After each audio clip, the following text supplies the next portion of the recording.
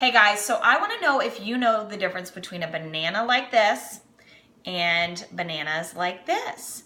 Now, the difference is that when a banana gets like this, look, it literally, this is what happens. When a banana is this ripe, it means that the glycemic index of the banana goes up and it's at its highest point, which means when you eat it, your body digests it like that. It spikes your blood sugar up like that, causing the pancreas to release insulin to bring that blood sugar back down to baseline.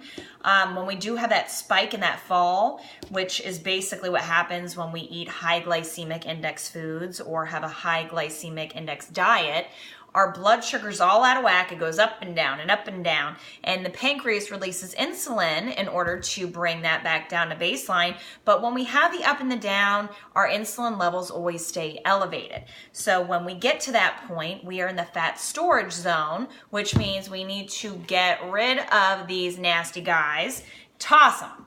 So they're going in the trash right now.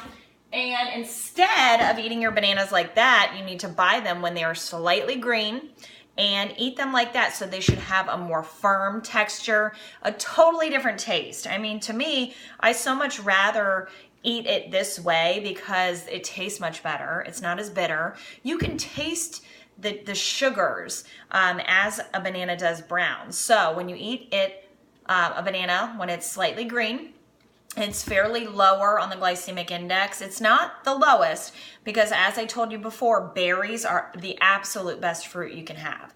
But if you do choose to eat bananas, I always tell my clients to go green because when you eat it, it will only spike the blood sugar up to a certain degree. It's probably about half as much if you eat it like this as opposed to what I just threw in the trash. So when you do have a pretty balanced and neutralized blood sugar throughout the day on a daily basis, your insulin levels stay low and we're in the fat burning zone. So that is the goal, fat burning. You want to retrain, reprogram your body to be in the fat burning zone. That way, if you do splurge from time to time, your body's not going to recognize it. It's not going to hold on to all that crap if you put it in just every now and then, as opposed to every day you're eating high glycemic index foods. At that point, you really have to watch yourself because you're in a fat storage zone. So no matter what you put in your body's going to hold on to it. It's going to store it. So if you retrain, reprogram your whole outlook to nutrition and you stick with a low glycemic diet plan on a daily basis, it does allow you to splurge from time to time. And when you do splurge, your body is not going to recognize it.